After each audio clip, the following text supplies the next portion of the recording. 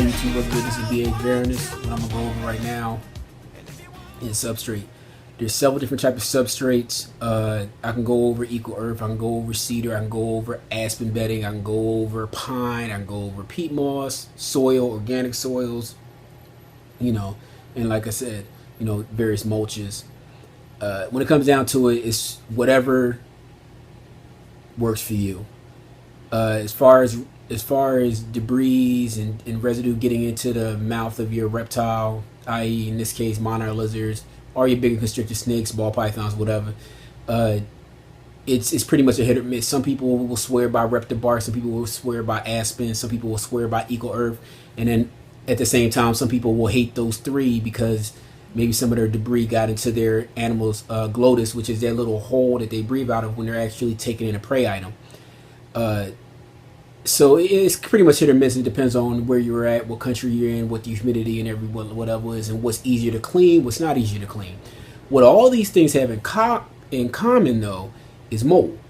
And that's what I really wanted to hit on, because I could sit here all day and go through 1,000 different things on what's right, what's wrong with these different substrates. But all I can say is keep it organic. Try to keep away from the different substrates that have dyes and things like that, and watch your moisture and dry levels.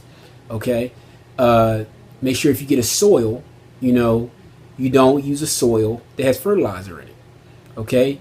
The reason being is you're going to wet that soil to try to raise that humidity, especially for you monitor lizard guys. What's going to happen is that moisture is not going to have anywhere to escape. So what's going to happen is it's going to basically raise the salinity of the soil.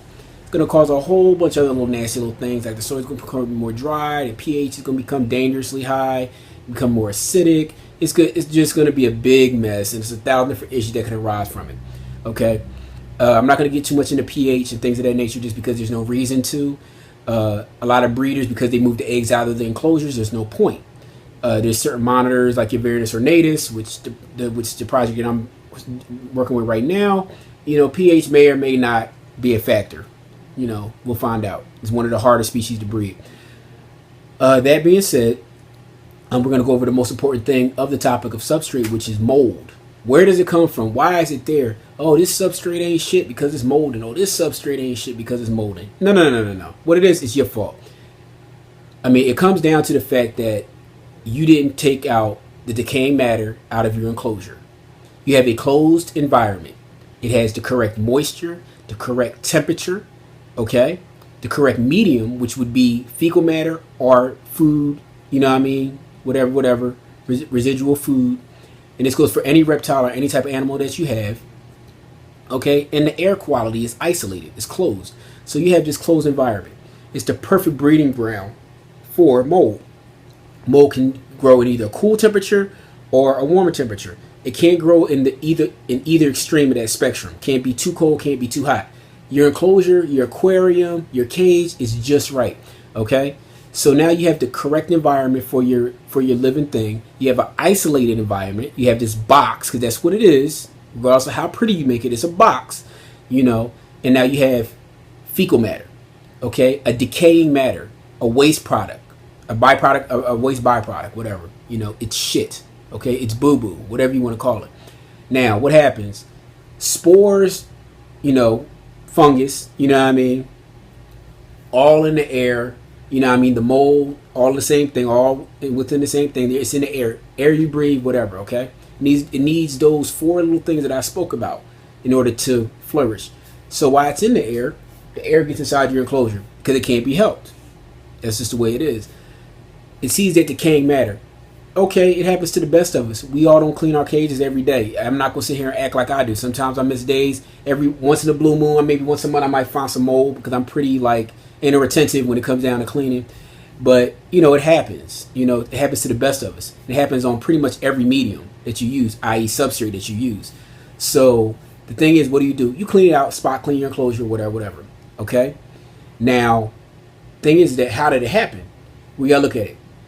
Mold, pretty much what it's called is hyphae. It's Greek, yada yada yada. And basically what hyphae means, it means web. That's what it means. So if you think about it, a piece of a spore of mold sees the decaying matter, let's say fecal matter, poop, lands on a poop, put this little feet in there. It's snug, Boom, what happens? It begins to grow. It begins to mature. As it matures, it lets out more spores. Those spores, boom, they land right next to it. It starts to accumulate, basically more land mass. Now you have a nice fuzzy little present waiting for you. You know, maybe overnight, maybe over the course of a week, depending on the temperature settings. That's kind of how it works. Where does it come from? Like I said, it comes from your animal going to the bathroom. If you feed your snake in the enclosure, what can happen is the snake constricts the rat or the mouse so tight that what happens, the poop from the pressure of the animal being constricted, you know, pops out of the rat. It lands somewhere in your enclosure. You're trying to figure out where it came from. That's one place. You know, the residual fluids from that item. If you're feeding a rat to your monitor or whatever, it's slashing around. There's blood over here, blood over there. It's all organic material. Okay, the soil or whatever substrate you're using is also organic. Okay, so it's soaking that up. Okay, so that when that spore from the fungus or the mold starts, when it lands, it has the perfect environment, perfect landing ground. You know what I mean, to basically form a colony. So the thing about this is that you need to understand that the mold is coming from, is basically a housekeeping issue. Okay, but sometimes it can be prevented, sometimes it can't be prevented. These are some things you're gonna have to be mindful of. So don't get caught up too much in changing your substrate every 5 days. You know, whatever. Spot clean. Try your best to keep it under control. Mold is more prevalent, in my opinion, in a lot of your soils because there's a little bit more mass. Okay, it's a little easier to miss some of the mold or whatever when you're spot cleaning. Okay, the bedding's a little easier because most people just dump all the bedding out and put new bedding in. They don't spot clean the bedding. Okay, and when I mean bedding, I mean aspen, your pine, stuff like that. That being the case, I hope I kind of cleared some of this stuff up. I just kept hearing a lot of people complain about mold this and mold that. In regards to the debris inside of your animal, it's always a big practice for me to feed my animals either with tongs or to feed them in another enclosure. I think that it also aids and cuts down the time that I need to take to tame that animal as well. Opinions are going to vary. You know, I hope this helped out a little bit. I'll let you do it.